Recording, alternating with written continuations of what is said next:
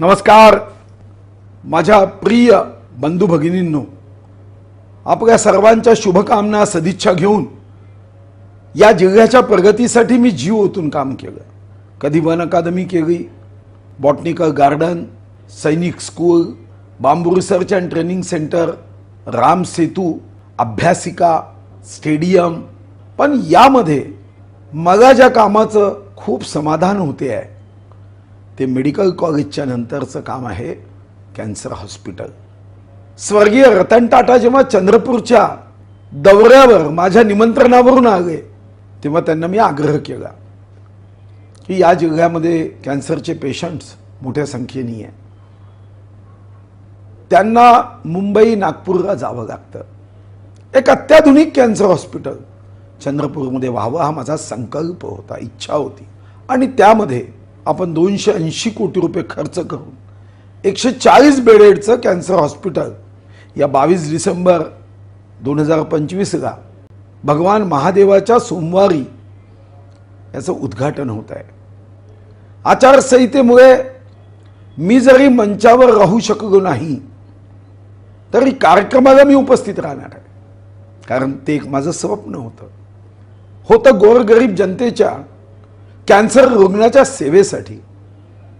आज मी आपल्याला आग्रहाचं निमंत्रण देतोय।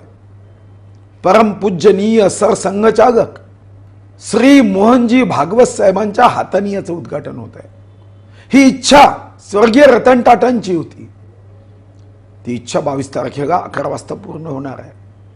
स्वतः सरसंघचालकांच्या शुभ हाताने देश घडवण्यासाठी, देशाला संस्कारी करण्यासाठी अखंडपणे आपल्या आयुष्याचा क्षण आणि क्षण ज्या या चंद्रपूर जिल्ह्याच्या भूमीतून